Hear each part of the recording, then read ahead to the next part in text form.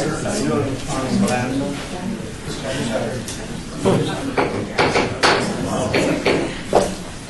call the recommended meeting to order. Are we in compliance with the open meeting law? Yes, we are. Okay, then we'll move to the first line item of business.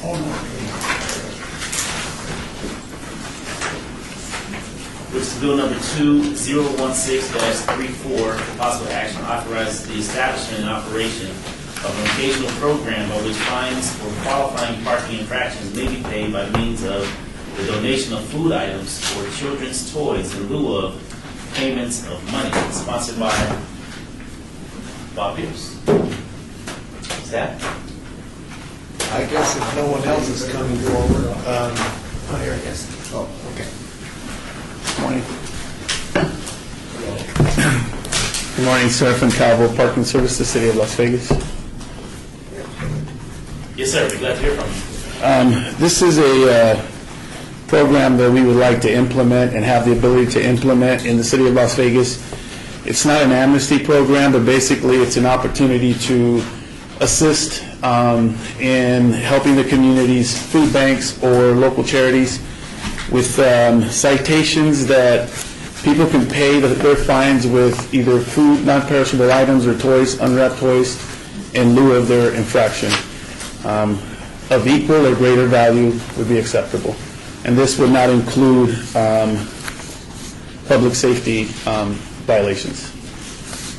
Okay, and is this just once a year, or is this Twice a year. Twice a year? So how are you structuring the twice a year? We would like to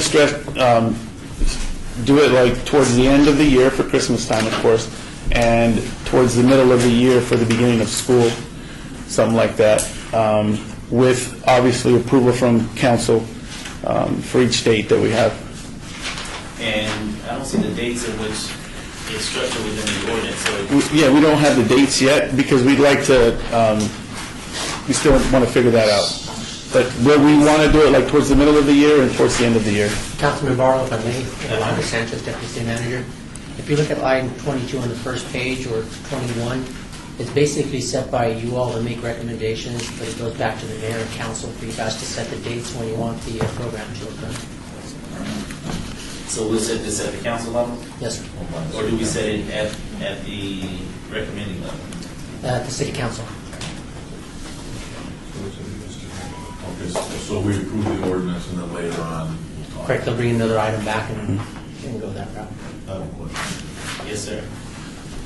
So how do you determine the value? So if the citation was say at $100, how do you determine that what they're turning in is worth $100 or more?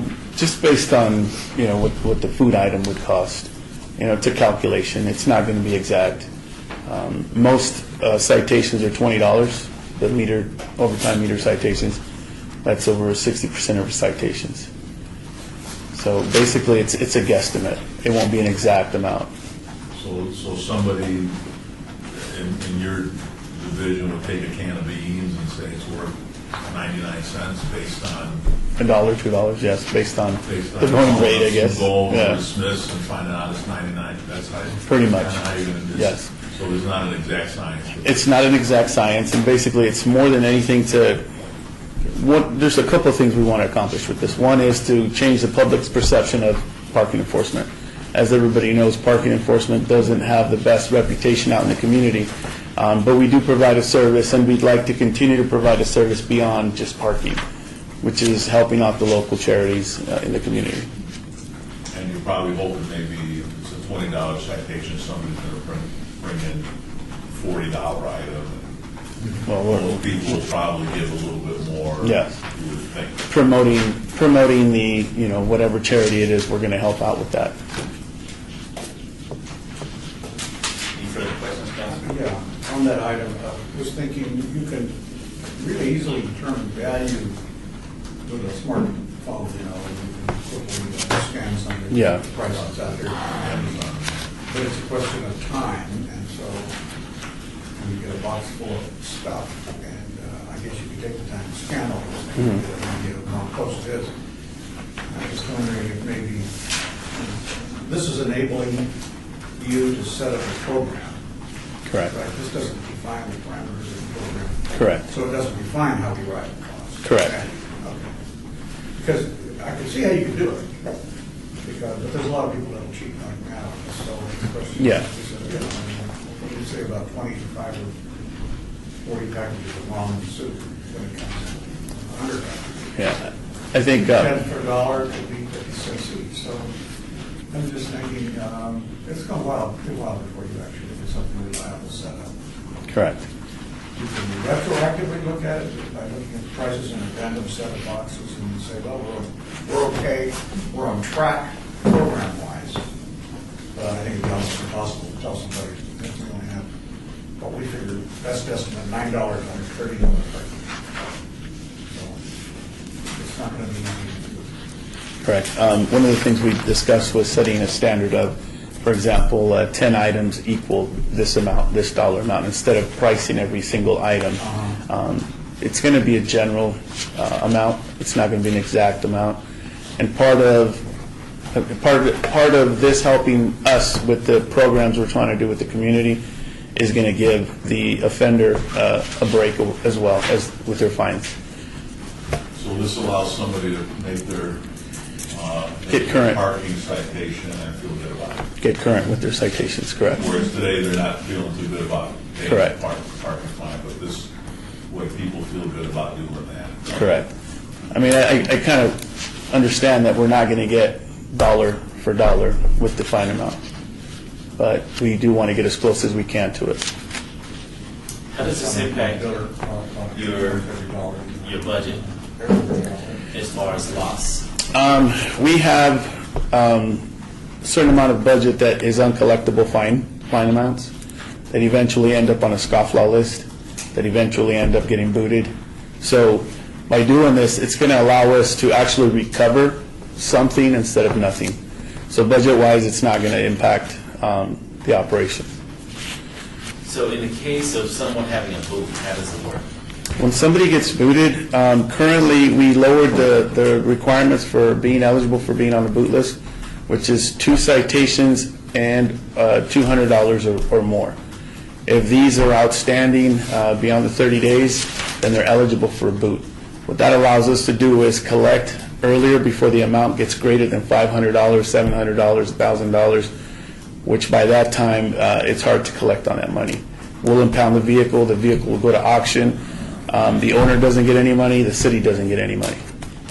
So if a customer is on the boot list and we, during the month of December, have this moratorium and the customer comes in with a couple boxes of food to, in lieu of paying the boot amount, do you take the box and reduce the amount? How do you plan to? Well, for somebody that's already in the boot list, whatever their fine amount is, what they can do though is lower their amount so they're no longer boot eligible, but they might not necessarily pay for everything that they owe with the food that you're talking about. So it could be food plus cash. Plus cash to get them under that But in compliance. boot eligibility, yes. And Councilmember Arnold, if I may, Arnold Sanchez, Deputy City Manager again. I think when they're rolling out this program, I would assume they would put a dollar threshold, like the first X amount will be eligible. If you put, say, 20,000 is the max they're going to do this program for. Because you're right, if they do a program for a week and they're going to be 200,000, I don't think we're going to do that route. That will be determined by the department of what threshold they want to put on it. Like the first people that come in will do a threshold of $10,000 of value of food. So they put some kind of threshold. I would assume they would probably do something like that. Correct. And there's also violations that are stipulated on the second page that would not be eligible for this program. And these would be citations that are usually a higher dollar amount. So then that would not apply for these violations. So now I have a technical question. So the ordinance before us, can you explain what it is? Because there's a lot of details that you asked today that's not a part of the ordinance. So is this asking for permission to set it up for something to come back, or to plug in some additional teeth to the ordinance 444, is this the ordinance? And we're just basically flying by the seat of our pants in regards to, some of the questions that we've asked today. Val Steed, Deputy City Attorney. The concept that Councilman Beers had was he looked at some other jurisdictions who are doing this, and most of them didn't have an ordinance authorization. And we just thought it would be a good idea to put something on the books that at least enabled it. Because it's something that we haven't done before, the decision was made to leave the details up to the Parking Services Division and see how it works. If it doesn't work, they won't pursue it. If it does work, they may come forward with some criteria that we would actually write in the ordinance. I wanted to mention, if you'll notice on line 23 on the first page, Brandy Stanley had indicated that she didn't want to reach back a long period of time, so she has the ability to establish some time period within which your citation must have been issued or it doesn't qualify. She'll be able to shape that depending on how much money she thinks is going to come forward, or value is going to come forward. It's something that was, the desire was to try it, see how it works, and at least get some kind of enabling legislation on the books, and then we can come back with details later if somebody thinks the details ought to be in the ordinance, and that may be true or it may not be true. Yes, sir. Does this affect the income reports? No. Or not? The courts don't do non-moving violations, and this is strictly limited to non-moving violations. Okay. Yeah, this is for the internal service fund for the parking. And did you say in your presentation remarks everything wrapped and unwrapped toys? And new toys. They don't have to be wrapped, but as long as they're new. Non-violent toys, yes. No guns, no nothing like that. It's okay. No. Let me just point out that in anticipation of them having a hard time, the ordinance says it's entirely up to them. So if somebody doesn't like it, they can pay their money. Yeah. But that's not non-violent. That's the way it works. If you don't like the offer, you don't take it, and you pay your money. Just to add, And you all are willing to administer this program? we are twice a year, yes. We have tried in the last few years, and I've seen the change. I've been with parking for a very long time. That more community-friendly community service, a service that we provide more than just, everybody assumes that we're just hungry for a ticket. And we try to reach out to the community as much as we can, and there's other things we would like to do in conjunction with council to do that with the different wards. But this is just another way that we want to be able to help out and do our part. So the employees and the staff are willing to put in that little extra effort to make this happen. Yeah, I mean, that's the perception that the public has, that the main reason why you're writing parking tickets is to generate revenue for the city. Correct. And that's not your function. Your function is to enforce parking regulations, and this is kind of letting the public know that, we don't just do it for the money, we're doing it to keep parking enforcement, reasonable, but we also want to give back to the community by allowing people to give donated items instead of Correct. cash. So that's good philosophy.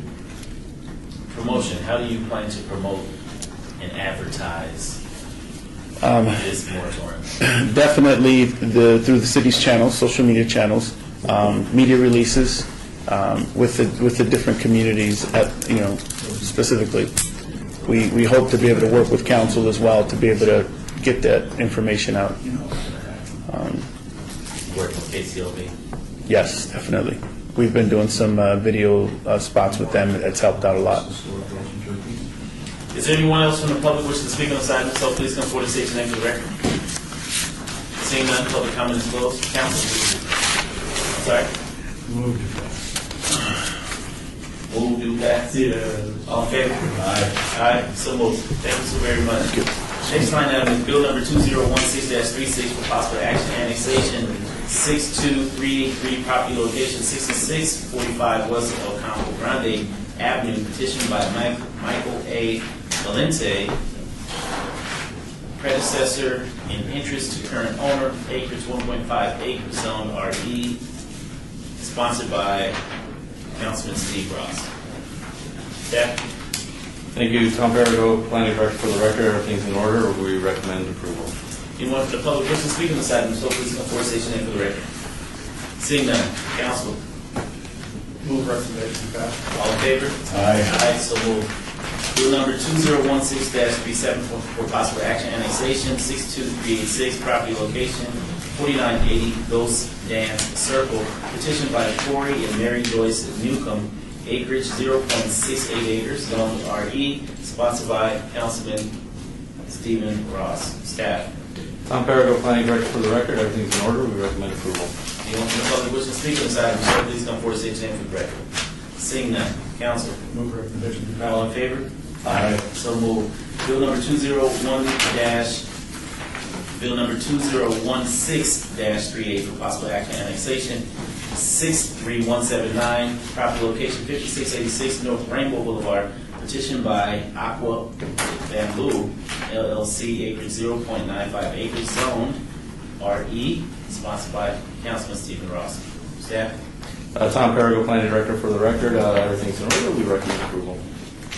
Anyone from the public wishing to speak on this item, so please come forward, state your name for the record. Seeing none, council, Move recommendation passed. all in favor? Aye. Aye. So move. Bill number 2016-39 for possible action, annexation, 63953, property location, during location on the north side of Craig Road, approximately 350 feet east of El Capitan Way, owner United States of America, acreage 2.58 acre zone RE, sponsored by Stephen Rock.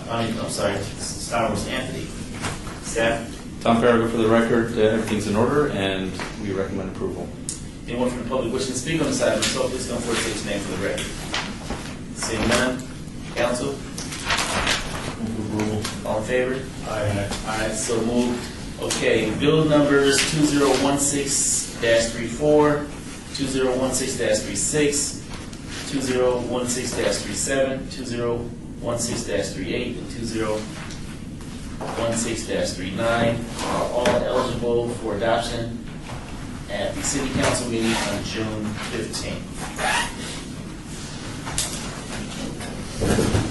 Bill number 2016-40 for possible action authorizes the issuance of the City of Las Vegas, Nevada sales tax increment revenue bond series 2016 in an amount not to exceed $25 million for the purpose of financing projects in the Symphony Park Tourism Improvement District. Proposed by Vanessa Appleyard, Director of Finance. Aye. Good morning, Vanetta Alpiar, Director of Finance. The city is authorized to issue bonds in the Tourism Improvement District by the Bond Act for the purpose of defraying any cost of improvements in the Tourism Improvement District. What we propose is that the bond amount not to exceed $25 million. A portion of the bonds will be used for infrastructure in the Tourism Improvement District, and another portion we will use for a parking garage. The bonds are revenue bonds, so they are secured by the pledge revenues of the sales tax increment revenue, and they will be repaid with that funding source. Okay, and is there an interest rate attached to the? The proposed interest rate, we're using an assumed interest rate of about 5%. These are revenue bonds, so they are unrated, so they're a little bit higher than a GO bond. Okay. Is there anyone from the public wishing to speak on this item? So please come forward and state your name for the record. Seeing none, council? Question. This question is this, have we been able to estimate now the revenue from the district we created in there to generate? So we've only had 6 or 7, maybe 8 months? We've actually had a year now of revenue. So we have been monitoring it very closely, and we have about $2 million sitting in the fund right now. That fund that we've received, it will be used as part of this financing to set up the reserve for the fund. So the underwriters that we're working with are Stifel, including Stradling and Yaka, which is their bond counsel. They've reviewed the tourism improvement, the revenue study that is required with part of this, and they feel very comfortable with the numbers that we will be in this not to exceed $25 million range. So right now, we're thinking we're going to get about 23. So there's plenty of coverage, is what you're saying? Yes.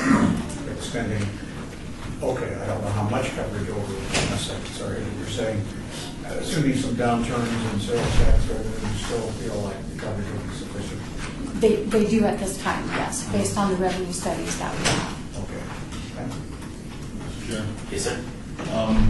So this is a tourism improvement district that we created for the parking garage, okay, because I voted no on that in the past, so, okay, so I'm gonna vote no on this, and I put my reasons on the record already, so. Okay. You do it again tomorrow, because it's coming up tomorrow. Okay, great. Is there a motion? Move to pass. All in favor? Aye. Aye. Those opposed? Opposed? Okay.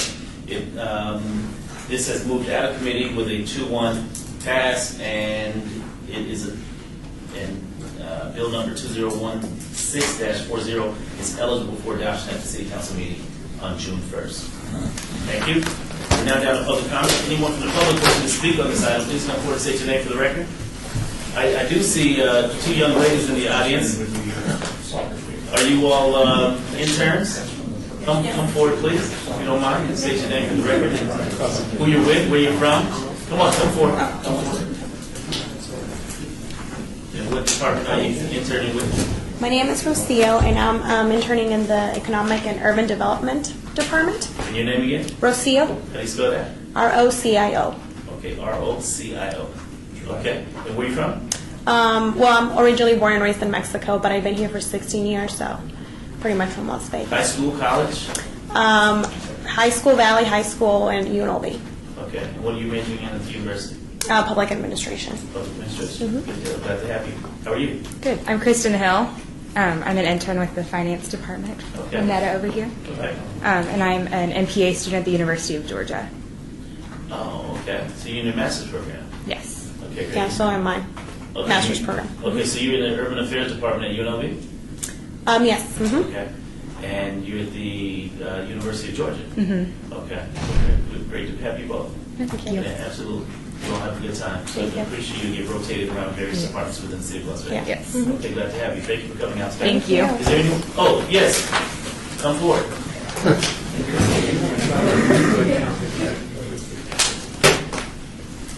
You know, I have one too, Chef, so. Monday. Okay. Make sure she gets to recommending so we can put her on the stand. Hi, we have to hear from you. Hi, my name is Marion Montgomery. I'm Councilman Barlow's intern. I am a political science major at the University of Nevada, Reno, Okay, great. And where are you from? Vegas. Las Vegas. Okay, schools. Well, I went to Legacy High School in Vegas. Okay. Great. Glad to have you. Thanks. And you also get rotated around the Vegas. Right. So glad to have you all here. She gets points for saying University of Nevada, Reno. Yes. Very important. Yeah. Well, thank you also very much, and thank all the departments for allowing the interns to come in and participate in the municipal process. I think is very fruitful in education for our young people to have an opportunity to be exposed to this level of government. So, having said that, I'll move for motion to adjourn.